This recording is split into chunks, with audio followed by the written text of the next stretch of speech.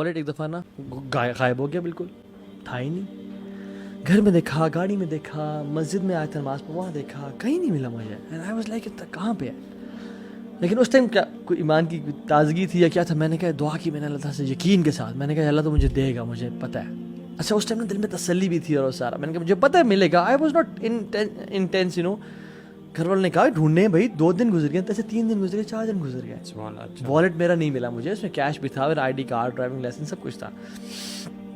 ایک دن مسجد بیٹھا ہوا دعا کر رہا ہے، یا اللہ تو تیرے لیے کیا مشکل ہے، ڈھونڈ دے یا مجھے دے دے. مجھے خیال ہے ابھی تو مسجد ہی بیٹھا رہے گا یا تو گھر بھی ڈھونڈتا رہے گا تو شاید والٹ نہ ملے تجھے، اسباب کا استعمال کرو. اچھا پھر میں نے کہا اوکے ٹھیک ہے نائس، اسباب کا استعمال کرنا تو شرط ہے اور توکل اللہ پہ کرنا. میں نے سوچا میں اس دن کہاں گیا تھا، سینٹورس گیا تھا، پھر واپس آ کے میں نے ٹوکن جمع کرائے تھے گاڑی کے اور واپس آیا تھا. میں نے کہا ہاں میں نے ٹوکن جمع کیا تھا، مجھے والٹ نکالا تھا وہاں سے میں نے. اچھا میں نے گاڑی پکڑی، وہی عصر کی نماز پڑھی تھی، میں نے وہاں چلا گیا سیدھا وہاں پہ. اچھا اٹس واز لائک 7 days، اچھا تقریباً 7 days ہو گئے تھے. ٹھیک ہے، والٹ نہیں تھا میرے پاس. میں وہاں پہ گیا اور میں نے کہا کہ السلام علیکم جی، 7 دن پہلے میں آیا تھا اور میں نے یہاں پہ ٹوکن جمع کرائے تھے اور یہ ٹائم تھا، تو کیا سین ہے، مطلب کچھ آپ کو ملا؟ میرا والٹ گم ہوا ہے، مجھے نہیں پتا کہ کہاں گم ہے، کسی نے نکال لیا ہے، میں جسٹ ان کے صاحب کے پاس آیا ہوں. اس نے کہا شکل دیکھی، ان کا بیٹھے ذرا. کونے پہ گیا اور کہا کہ کس طرح کا والٹ تھا؟ میں نے کہا ایسے ایسے تھا. کیا کتنے پیسے تھے؟ میں نے کہا یہ تھے. نام کیا آپ کا؟ یہ تھا. کہتے یار آپ عجیب بندے ہیں. میں نے کیا ہوا؟ کہتے 7 دن ہو گئے ہیں یار، آپ یہاں چھوڑ گئے اپنا والٹ اور آپ آئے ہی نہیں. کہتے اور میں نے اس نے کیا کہا، میں نے آج ارادہ کیا ہوا تھا کہ اگر آج بندہ نہ آئے نا، کیونکہ ہفتے کا ٹائم تھا، میں یہ ID کارڈ ڈالوں گا پوسٹ آفس والے جو ایک اس میں ہوں، اور میں یہ پیسے سارے دوں گا صدقہ میں کسی مسجد میں، اور میں نے یہ دے دینا تھا سب کچھ.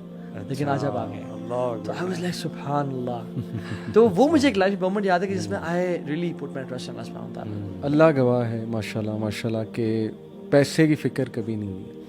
یہ ڈر تھا جی ادھر آ کے اتنا نہیں ملے گا، پیسہ نہیں ہوگا، یہ نہیں ہوگا.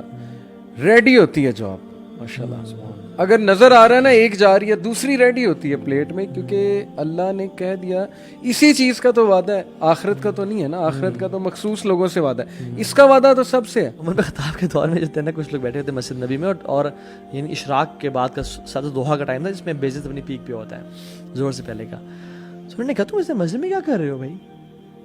ہم سمجھتے دین بس مسجد میں بیٹھے رہنے کا نام ہے. عمر بن خطاب حیران ہے کہ تم مسجد میں کیا کر رہے ہو اس ٹائم پہ. انہوں نے کہا ہم نحن متوکلین، وہ جو اللہ پہ توکل کرنے والے ہیں. عمر بن خطاب نے اپنا وہ فیمس دورہ اٹھایا اور ان کو مارا. انہوں نے کہا نکل جاؤ یہاں سے، تمہاری عظیم تہذیب. ٹھیک ہے. اور کہا کہ تمہیں پتہ ہے کہ مدینہ کے جو درخت ہیں وہ پیسے نہیں اگاتے، اور نہ ہی مدینہ میں سونے چاندی کی بارش ہوتی ہے، درہم دینار کی بارش نہیں ہوتی. گو اینڈ ارن منی.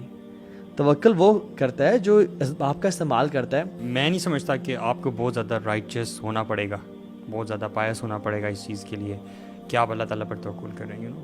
لیکن once you just get this feeling نا، get this whole concept of توکل، تو آپ کو پتہ بھی نہیں چلے گا آپ کی زندگی کو اللہ تعالیٰ کیسے ڈرائیو کریں گے. ٹھیک ہے، مطلب I have a few examples around my self کہ میں دیکھتا ہوں کہ اللہ تعالیٰ لوگوں کی زندگیاں بیسیکلی چلا رہا ہوتا ہے. مطلب ضروری نہیں ہوتا کہ آپ 10-20 سال کی اگلے پلاننگ کریں اور اس کے مطابق بالکل چلنے کی کوشش کریں. آل دو پلاننگ از ویری گڈ، ضرور کرنی چاہیے انسان کو، اسباب بھی اختیار کرنے چاہیے، لیکن زیادہ ریلائنس میں سمجھتا ہوں کہ اللہ تعالیٰ پر توکل کرنی چاہیے.